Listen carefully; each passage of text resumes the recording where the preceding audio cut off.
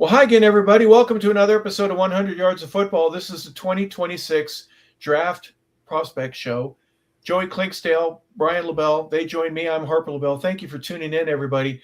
For the rest of the season, we're going to talk about a couple of players each week. We're going to look at some guys that are juniors, some seniors, some guys that are going to be maybe first or second rounders, some guys that are fourth or fifth rounders. We've narrowed this down to where we're going to help you in the process of looking at some of the better players that you may not be looking at specifically. We are, and we're going to try to give you the reasons why we think these guys have an inside or even an outside chance of being on your team come the draft in May, or going ahead in 2026. Joey Clinkscale's general manager. He's been a scout for years. He's been a former player. Joey, we appreciate your expertise. Today we're going to talk about one of the players that I think, from just a size and sheer mass, he's a force to be reckoned with. We're going to first start with Caleb Banks, defensive end. He's a tackle, nose tackle, Florida, 6'6", 330 pounds. He is a senior, was at Louisville for a couple years. He transfers to Florida, and things really began to take shape for him. I'm not exactly sure what the defensive line coach there at Florida did with him, but he got him to play a little bit better. His numbers gradually increased. He's a raw player, if you ask me. He's got a lot of room, but just the sheer size, being able to work with a guy like that, get him in the weight room a little bit, work on his speed and a second move, he could be a dominating factor right now. But he's not where he is today. What say you? Well, I think, first of all, he's a mammoth player. I mean, you see this player and you're like, okay, he's definitely the first guy coming off the bus. But after that, he is for a big guy, he's a really athletic guy. And what I mean by that, he's actually pretty twitchy. He's got some explosive tendencies to him from the standpoint of he gets off the ball, he can fight pressure versus doubles at times. He can definitely beat the man over him. And I don't know if he's an athlete that, there's this hoop drill that they run. He's not going to be great at running the hoops, but he is explosive. He can bend when he needs to. And he's been injured a lot. My main concern is I'm not worried about the fit. I mean, he's a 3 technique, or in a 34 defense, he can be a defensive end. Okay. And he can set the edge, and he can beat that guy over and get to the passer. He needs to play with more power at times. Sometimes he's trying to dance around like he's 255 or 265 rather than 330. But he is an extraordinary talent at the position. I would be surprised, despite the injuries and so much missed time this year with the foot, if he's, when it's all said and done, not at least a back-end first-round player. That's what kind of talent I think he is and what kind of upside he has. I'll give you a comp. I think his comp a little bit is like Jordan Davis. I was going to say some other guys, but I'm going to say Jordan Davis for the simple reason Jordan Davis is another guy who was from Georgia, went to Philly in the first round. Jordan Davis was 6'6". He was 336, 330, 336, similar build. But Jordan Davis, while this guy plays more athletically than Jordan Davis plays, okay, but Jordan Davis is an extremely explosive player. And what I mean by that, he went to Indy and he set the record for guys that were over 330 pounds. He ran a 4.78 at 336 pounds. And then he goes in the broad jump, and he broad jumped in the standing broad jump 10 feet 3. So what that tell you is he's got great hip explosion. Okay, so I see some of that in him. I don't think the numbers will be the same as Jordan Davis. But from a size perspective, and I do think this guy plays with a lot more twitch than Jordan Davis played with. Jordan Davis was just a big, mammoth, strong guy.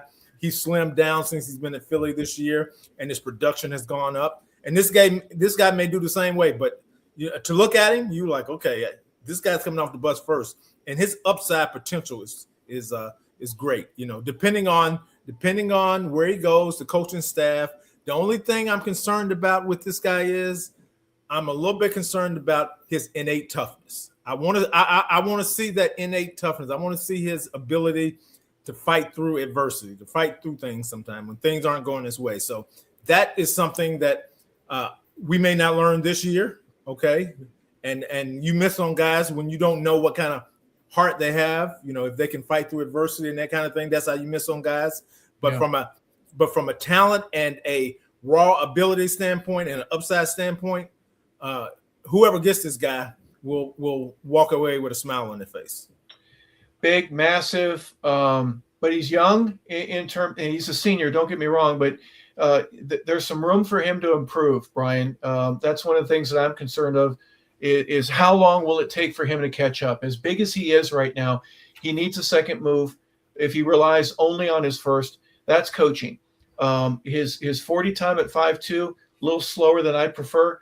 That's coaching. He can work on that himself. I mean coaching in that somebody can work with him to lower that down to maybe a 4.9, possibly. It'd take a lot of work to get that. He stands up too high. That's one of the weaknesses that he has. I don't want him to get moved. If I got a double team at a guy that big, I want my linebackers to be skating free. That's coaching as well. So there are things that just innate talent that he has that's really good. But there's some work with this guy. He's not a plug and play first ballot Hall of Famer from the start. He does have some work. What say you? Well, I like what Joey said. It's he's a raw talent. He's got a ton of physical traits that you look at. There's very, very few people on the planet who possess just the size and the speed and the agility that he does. It's something to behold. It's just if he's willing to put in the work, because it's going to be tough the first year or two. He's going to have to figure it out. And I think he's going to have to kind of define his role and find out what he's really good at. And I think it's going to take patience from a coaching staff, right? I think that's something that I think a lot of teams, a lot of fan bases lack now. It's going to take some patience. He's got all the talent in the world, but he's got to find his niche. He's got to improve on certain things.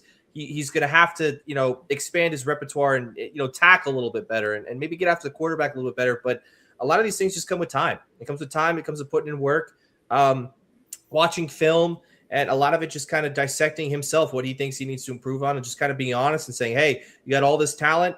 If you can work hard to match it, I think you got a chance to be really, really good.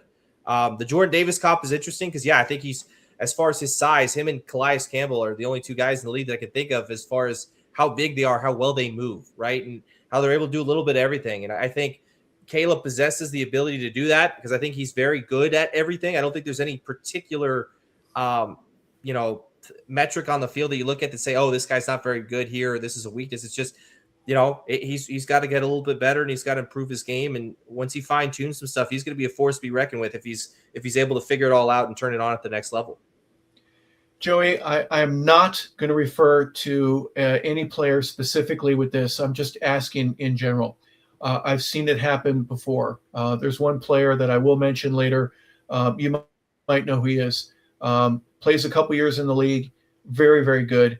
Goes from one team to another as a free agent. Makes some huge money. And then his will to play football, it seemed like it disappeared. The heart for some guys, once they get paid, it's like, now I'm ready to go to work and I'm going to do this the rest of my life at the highest possible ability that I have. Some guys, they get that paycheck and their desire to play literally disappears. That's a concern with any player. I'm not talking about Caleb Banks specifically with this, but because we don't know, we know he has too many arm tackles. We know he needs some work here and there.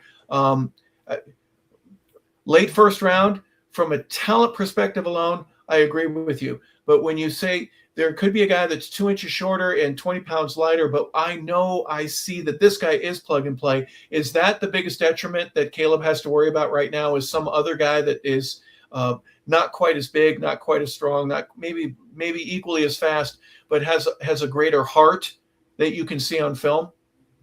Not right, not in that spot. No. Okay. The reason why I say that is, again, the traits this kid has are rare. Okay. And the things that we're talking about with him right now are all things that he can get better at. Okay. Now, there will never be a perfect defensive lineman to come in this league. I mean, Reggie White might have been the closest thing to that. Maybe Richard Seymour when he came out, but there'll never be a perfect defensive lineman to come in this league. So they're all going to have things to work on. And the 5.2 40, he could run a 5.5 40 as long as he's got short area quickness. He's explosive. Yeah. He's got get off. He's got arm length to control and shed blockers. He got pushback. He's got explosive hips to push that offensive lineman in the quarterback's lap. If he can do all that, they don't care if he's on a freaking walker. Okay, it does not matter. Okay, because at the end of the day, we don't expect him to make all the plays. We expect him to be a part of the system where he can create a double team inside. Because if he's creating a double team, then that defensive end or that linebacker has a one-on-one block that he's getting paid a lot of money to defeat. So I just think, again, you can't coach hard. Okay, so I'm never going to underestimate a guy that's got heart, and I'm not saying this guy doesn't have heart, but I just need to see it on a more consistent basis, because when you're injured, for young guys, they have a tough time determining whether they're hurt or they're injured. Okay, right. So so we need to know what can he play through. Okay, because a lot of you got 10 other guys on that defense depending on you to be able to fight through some things and play hard. Yeah. So it'll be interesting, but and we don't want Ferdinand the Bull either. We don't want Ferdinand the Bull. And I'm sorry to interrupt you, Joey. Real quick, tell me what it means to you that he's at Florida. They had a rough year this year, but an SEC level offensive line that he would go against each and every week. I think that is a favorable thing for him to say he's gone against some of the best competition. What do you have, 4.5 sacks this year? Not a great number, but you know what? As a defensive tackle, there are plenty of guys that don't have 4.5 sacks. So I'm gonna take the good with the bad with that. But just give me an SEC comparative and what that would mean from a draft perspective. Well, I would say he had 4.5 sacks, but I'm not totally sure, but I want to say he might have missed 6 games. So if you've talked about the number of games he missed this year on top of what he did, I'm excited about where he can go. Again, this is all, and you look at the tape from last year. You have to look at the tape from last year, especially the couple games, especially versus Ole Miss and Jackson Dart and LSU, where he played extremely well. So I'm not super concerned if the injury will allow him to continue playing. And again, he played in the SEC against some of the best offensive linemen week in and week out. So I'm excited where this kid can be. Is he a finished product? He's got a long way to go, but he has the tools to get there. Brian, am I concerned that even though he had a great game against Ole Miss and LSU, that he may not have had a great game against Kentucky or South Carolina or Georgia? Is that a concern? I just think those are the two games where kind of the tape jumps out at you a little bit more. And I think those are two very good teams, right? They're both ranked.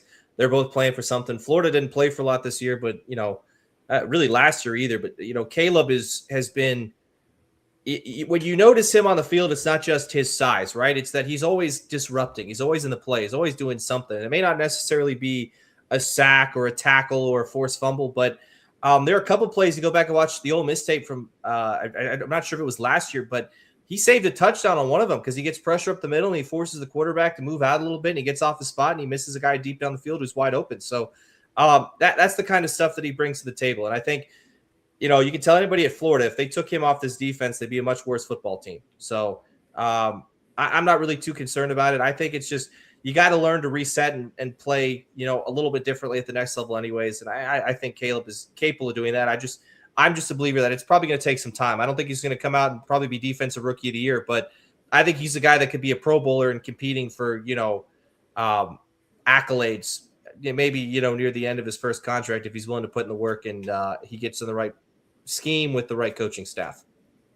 Yeah, that 5'2" is really at the lower level for guys that are at the same position in terms of the draft, but the 6'6" and the 330, it's right up there with the best. You'd be hard pressed to find somebody bigger and taller and put together the way that he is. You can see in the pictures, this guy isn't a big bellied guy, right? He's got a small waist for as big as he is, and that speaks volumes. Strong.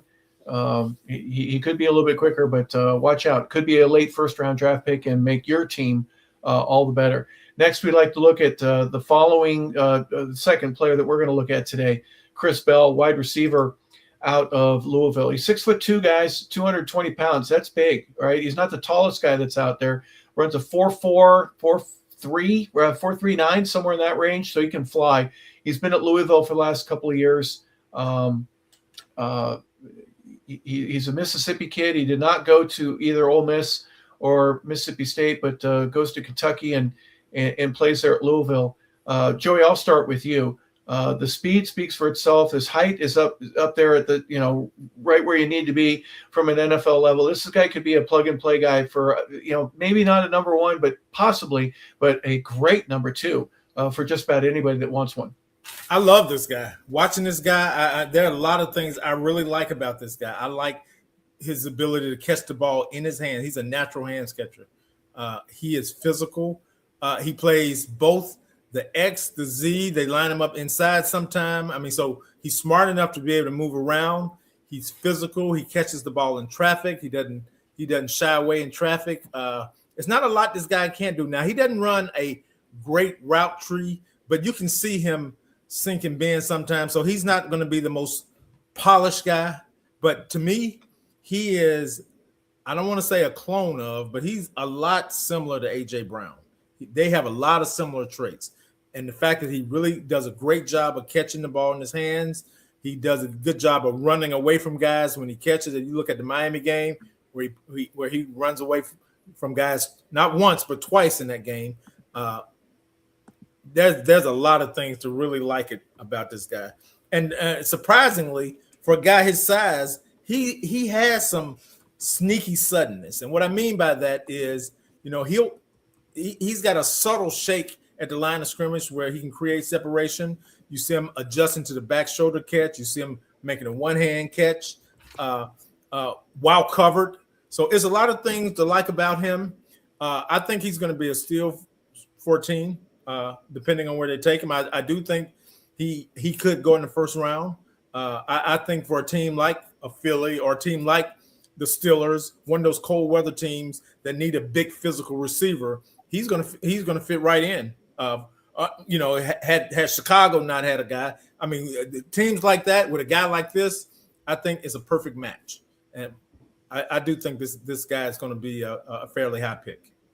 Brian, I'm glad you picked the picture that you did, the one on top, because what I like about him is that the yards after a catch, he's almost built like a running back. And you can see with the high knee that he's got right here, he wants to explode, and he knows he's got an advantage with his weight and his speed, working those together. So I'm thinking he's confident in his strength, and he's bigger than some of these other guys. I dare you to take me down to the ground.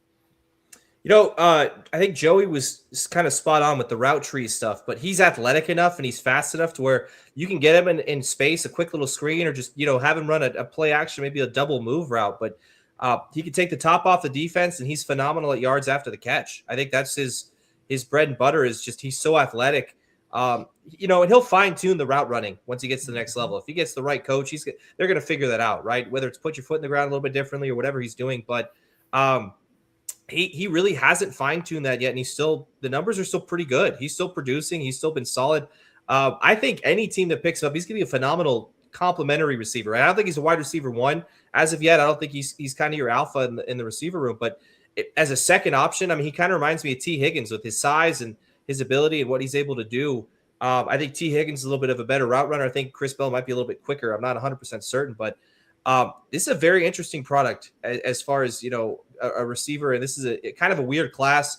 Some of the sites have him as the number 6 guy. Some have him as high as number 2. It really depends. But what he does on the field, when you turn on the tape, it just leaps out at you because he's just very, very quick. He's very athletic, and he's got very good, strong hands as well, which is something that, you got to be able to have that as a receiver, make catches in traffic. But he runs past you. He runs around you. He does a little bit of everything really, really well. And Louisville loved to have him. He's very productive there. He got better each and every year, which the numbers, like I said, they don't jump out at you, but you kind of look at and say, okay, he's making more catches. He's on the field more. He's improving each and every year. And he's helping Louisville win football games. Joey, is he the type of guy that if you're going to cover my number one banjo, if you're going to have two guys, whether it be a linebacker or a safety in a corner covering your number one guy, this guy seems to be a perfect fit for a guy that can get open. He's quick enough to be able to catch those quick slants on 3rd and 7 and strong enough to be able to fall forward for the first down. You mentioned that the passing tree route running weakness being one of them. I'm also seeing that he can be bumped and slowed down by a cornerback running with him and failing to get open as quickly. Are those things that are coachable, and for him to be able to get to the next level quicker, things that he can work on during the offseason, that he can go, look, I'm learning to use my hands to get a defender off of me in a different type of way, so where I don't give away my route, but at least I'm not going to be interfered with as much, and I can get to where I need to be quicker. Well, a few things about this guy. I'm not really concerned about the route tree thing. I know that's what we talk about a lot, and that's what traditionally has happened. But in today's football, it's not a huge route tree. It's not the same route tree that happened when we played.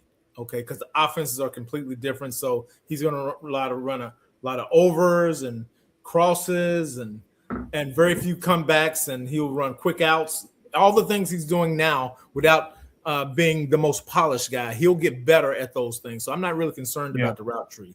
The physicality at the line of scrimmage, that some guys will come up on him, but a lot of guys won't come up on him because he's going to be allowed to be a lot more physical than he was in college as well at the line of scrimmage. So he'll get better at those things. All those things are coachable and teachable for this player. And again, I see him a lot like A.J. Brown. I really do. The same deficiencies. I mean, A.J. Brown, if I'm not mistaken, was a third-round pick. And I think this guy has a similar path ascension going up. I like a lot of things about this guy. And, again, put yourself in the mind of, if you're the Steelers and you have DK Metcalf on one side and you have this guy on the other side, this guy's going to take up a lot. And, DK is really limited from a route tree perspective, the things that he can do. They don't do a whole lot with DK. I think they would be able to do more with a receiver like this. Philly, if they decide to get rid of their guy, A.J. Brown, and you bring in a guy like this to go with the former Heisman Trophy winner, and the other guys you have, I don't think I think the curve is short, and I think this guy will develop into a really good player. I'm not going to say he's going to develop into a 1A, but I wouldn't be surprised if he did. I do think he's going to walk in the door as a number 2 receiver for someone, and I think he's only going to get better, because I think the traits that he have, the strong hands, the physicality, the run after the catch, I think those are things that either you have them or you don't. Well, the breakaway speed, Brian, on a go route or a fade, and being able to create separation, the creating separation to me versus the ability to just get down the field as fast as you can against a number 1 or 2 cornerback, those are difference makers. Have you seen enough of that on film to go, yeah, he can do it at this level? I mean, at Louisville, you're going against some corners that may not have NFL characteristics, and that it creates separation of that. But I'm just talking about a go route. Me at my fastest, going against a guy using my body to create separation between me and the sideline and being able to catch the ball late. What are your thoughts here on that? Is that an area of weakness for him that he needs to work on, or is he plug and play ready to go? I think he's plug and play. I think it's just going to be one of the things where you find an offensive coordinator and a team that utilizes him correctly, right? You bring him in, and obviously if you're going to draft him, you're going to have an idea of, okay, we watch film on him. We like what he could do in this regard, or we like what he brings to this dynamic of our offense, or whatever that might be. But there's not really anything other than run blocking. I think run blocking needs to improve a little bit. It looks like he doesn't really want to do it a ton, but that's we've mentioned that before with every receiver head on here. It's just effort, right? It's just, you're gonna have to put in the effort. And a team's gonna get on him enough and say, hey, you're gonna have to do that from time to time, just because it's sometimes the difference between if you steal the edge and you get your cornerback out of the way. It's the difference between the running back scoring a touchdown and not. So he'll figure that out. But yeah, he does everything well. It's just some of the stuff is not necessarily the competition, but you watch how he does it, right? It's similar to how the guys are doing it. The Big Ten receivers and the SEC receivers, if you want to pick on the ACC a little bit, it's the same thing. I think he'd still put up numbers if he was playing on one of those teams in those conferences. Louisville runs a very, very good offense. They got a couple of guys that know what they're doing. The Braun brothers are fantastic. They've played at the next level. They're showing him what he's going to need to do to be NFL ready, and I think he does everything well. I don't have any knock on him. I think the biggest question for him going forward is just where he ends up, where teams have him on their draft board, and whether or not he's going to be some team's number 2 or number 3 receiver going in, just kind of ease into it, because I think he really thrives in that complementary receiver role. Final thoughts from you, Joey. We're still talking about Chris Bell. We'll finish up with Caleb Banks. Anything about either of them? No, well, I think Chris Bell again has a chance to develop into a potential number 1 receiver in time. I think he's going to go in as a number 2 receiver or number 3, whatever, depending on where he's drafted. But I think he has the skill set to develop into a really good NFL level receiver. And the other kid, in a similar fashion, he's going to walk in the door as a backup more than likely, but he'll get chances early to go in and play in preseason to be big for him. And if he can stay healthy, I'm like Brian. I think if he can stay healthy, I think before the end of his first contract, he'll be a Pro Bowl level player. Wow.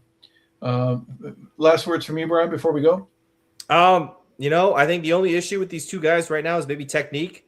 You can coach technique. It's very hard to coach talent. It's very hard to coach a guy to become better than what they are naturally. I just think the technique stuff, they'll figure it out. They'll work hard. They'll figure it out. I think they got two teams are going to be very happy with these guys on their roster, come May and June and July, and obviously going into the preseason, the regular season. Yeah. Well, there you have it, folks. Look at 2 players, Chris Bell from Louisville and Caleb Banks from University of Florida. Both of them are highly ranked. They're in the top 10 for their position. They got a chance to really have an excellent future in the National Football League. And we'll be talking about them and other players all throughout the remaining portion of the winter and the spring as we get closer to the 2026 draft. So this has been 100 Yards of Football, the 2026 Draft Prospect Show featuring Joey Clinkscales and Brian LeBel. I'm Harper LeBel saying thank you for tuning in, everybody. We appreciate you being a part of the show. We want to thank